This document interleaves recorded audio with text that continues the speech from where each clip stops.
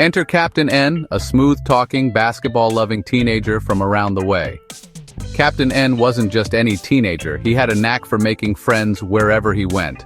His charisma was infectious, and his love for basketball was only matched by his loyalty to his crew.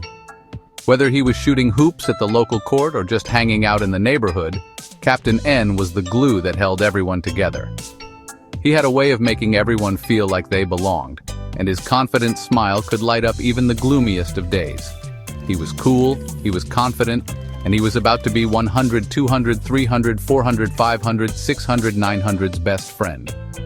Captain N's crew was a diverse group of individuals, each bringing their own unique flair to the table. They spent countless hours together, exploring the city, sharing stories, and creating memories that would last a lifetime. From late-night basketball games to impromptu dance-offs in the park, there was never a dull moment with Captain N and his friends. Joining them on their adventures were a motley crew of characters. Checkpoint, played by none other than the muscle-bound John Cena, always ready with a "you can't see me." Checkpoint was the protector of the group, always looking out for his friends and ensuring they stayed out of trouble. His strength was unmatched, and his presence was both intimidating and comforting. Despite his tough exterior, Checkpoint had a heart of gold and was always the first to lend a helping hand. Then there was Bowser, a giant fire-breathing turtle with a surprising soft spot for soft pretzels. Bowser was the wild card of the group, always full of surprises. His intimidating appearance often scared off strangers, but those who knew him understood that he was just a big softie at heart. He had a particular fondness for soft pretzels, and it wasn't uncommon to see him munching on one while sharing a laugh with his friends. Blitz, the hyperactive robotic dog, bounced around them, yapping excitedly. Blitz was the energy of the group, always on the move and never sitting still. His hyperactive nature kept everyone on their toes, and his playful antics brought joy to the crew. Whether he was chasing after a ball or performing tricks, Blitz was always the center of attention. And let's not forget Berserko, the former villain turned fry cook, who could whip up a mean chalupa, all while cracking terrible jokes. Berserko's journey from villain to beloved fry cook was a story of redemption. His culinary skills were unmatched, and his ability to make people laugh even with the worst jokes made him a cherished member of the crew. Together, this eclectic group of friends faced every challenge head-on, proving that with a little bit of heart and a lot of teamwork, anything was possible. Yo, 100, 200, 300, 400, 500, 600, 900. You ever had a chalupa? 100, 200, 300, 400, 500, 600, 900, who'd only ever tasted motor oil and battery acid, shook his head. Then let's hit up Taco Bell, my man. Berserko's working there now, slinging chalupas like nobody's business. And so began their journey. They piled into Captain N's flying car, a beat-up Chevy with wings held together by duct tape and hope. Blitz hung his head out the window, tongue flapping in the wind. To Taco Bell. Little did he know, a surprise awaited them at their destination. They arrived at Taco Bell, a shiny beacon of cheesy goodness in the concrete jungle. But something was different. The familiar scent of seasoned beef and melted cheese filled the air, but the atmosphere was charged with an unusual energy. The usual crowd of hungry customers was replaced by a mix of curious onlookers and uniformed officers.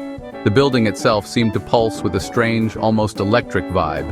Instead of the usual purple and orange logo, a large neon sign declared, "Berserko's Chalupas. You'll come back for more, or else." The sign flickered ominously, casting a strange glow over the entrance. It was clear that this was no ordinary Taco Bell.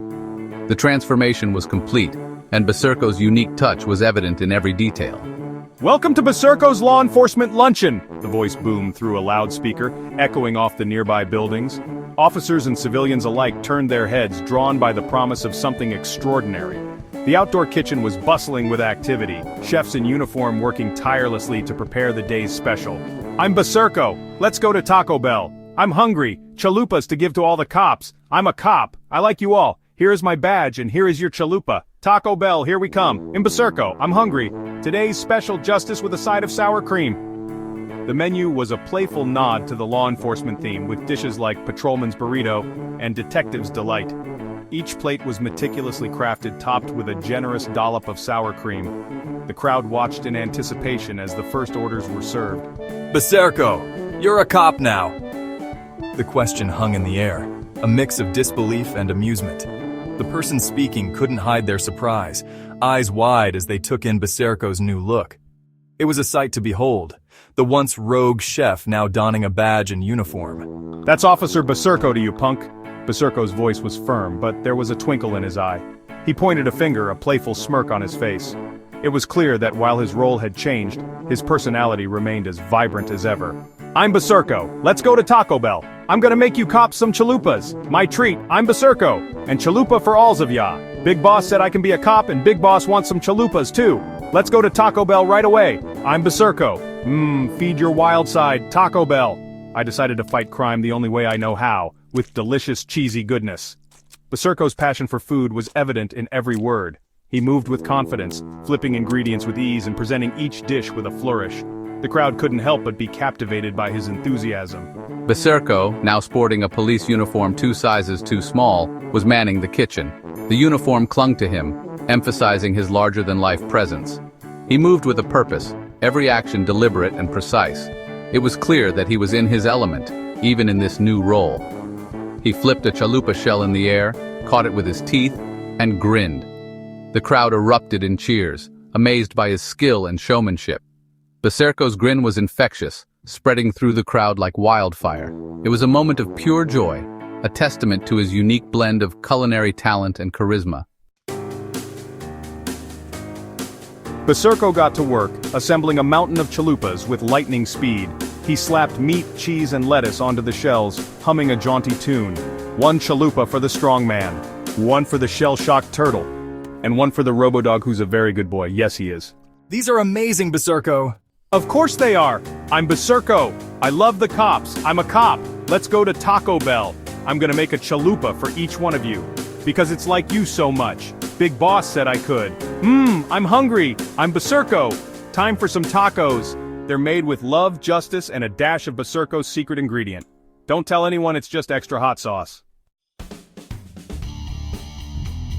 This place is off the chain. After their chalupa feast, the gang decided to hit up the Hard Rock Cafe for some tunes and milkshakes. The cafe, a futuristic marvel of chrome and neon, pulsed with energy. 100, 200, 300, 400, 500, 600, 900, who'd never experienced anything like it, nodded in agreement. Suddenly, the music stopped. The serene ambiance of the park was interrupted by an unexpected silence, causing everyone to look around in confusion. Birds paused mid-song, and the rustling leaves seemed to hold their breath. It was as if the entire world had come to a standstill, waiting for something to happen. A giant holographic screen descended from the ceiling, displaying the familiar blue and yellow logo of Walmart. The screen shimmered in the sunlight, casting a blue hue over the park. People began to gather, curious about the sudden appearance of the advertisement. Tired of the same old shopping experience? A cheerful voice boomed from the speakers. The crowd's curiosity turned into excitement as they listened to the enthusiastic pitch. The voice continued, painting a vivid picture of a shopping paradise that promised to revolutionize their daily routines. Then, come on down to Walmart, where you'll find everything you need for your intergalactic adventures, from robot cleaning supplies to fireproof turtle treats. The ad showcased futuristic gadgets and exotic products, making the audience's eyes widen with amazement. The promise of convenience and novelty was hard to resist. Walmart, out of this world savings! The slogan echoed through the park, leaving a lasting impression on everyone present. The holographic screen flickered, signaling the end of the Walmart ad. The Walmart ad faded, replaced by a swirling green and red image of a Krispy Kreme donut. The transition was seamless, and the crowd's attention shifted to the new advertisement. The vibrant colors and mouth-watering visuals captivated their senses. Craving something sweet and delicious? A seductive voice purred. The voice was smooth and enticing, drawing the audience in with its promise of indulgence. The visuals showed people savoring every bite, their expressions of delight making it impossible to resist the temptation. Then treat yourself to a Krispy Kreme donut. The ad highlighted the joy of sharing a sweet treat with friends, making it clear that Krispy Kreme was more than just a snack, it was an experience. Our new Astro Glaze is guaranteed to send your taste buds into orbit. The description of the new flavor was tantalizing, promising an out-of-this-world experience that would leave a lasting impression on anyone who tried it. Krispy Kreme, Light years ahead of the competition, the slogan was bold and confident, reinforcing the brand's position as a leader in the world of sweet treats. The ad ended with a final shot of the bustling donut shop, leaving the audience craving more. The ad's over, the music resumed, and the gang went back to their milkshakes, trying to forget they'd just been subjected to intergalactic marketing. The park slowly returned to its peaceful state, but the impact of the advertisements lingered in the minds of those who had witnessed them. The gang couldn't help but discuss the futuristic products and delicious treats, their conversation filled with excitement and curiosity about what other surprises the future might hold. Leaving the Hard Rock Cafe, the gang found themselves back on the bustling streets of the Bronx. Holographic advertisements flickered on every surface, showcasing the latest in flying cars, robot butlers, and self-folding laundry. This place is wild, Captain N said, gazing up at a billboard advertising a moon timeshare. It's certainly efficient. 100, 200, 300, 400, 500, 600, 900 replied, trying to make sense of the sensory overload. Come on, let's head back to HQ. It's almost time for our shift, Captain N said, gesturing towards a sleek, futuristic building in the distance. They arrived at HQ, a towering skyscraper emblazoned with the words Central Organization of Police Specialists. Inside, a giant spiraling slide descended from the ceiling. What's this? 100, 200, 300, 400, 500, 600, 900 asked, tilting his head. It's the C.O.P.S slide, rookie. Fastest way to get to the action. And with that, he jumped onto the slide, followed by John Cena, Bowser, Blitz, and a hesitant 100, 200, 300, 400, 500, 600, 900. They spiraled down, laughing towards their next adventure. The future was bright, the Bronx was buzzing, and the adventures were just beginning.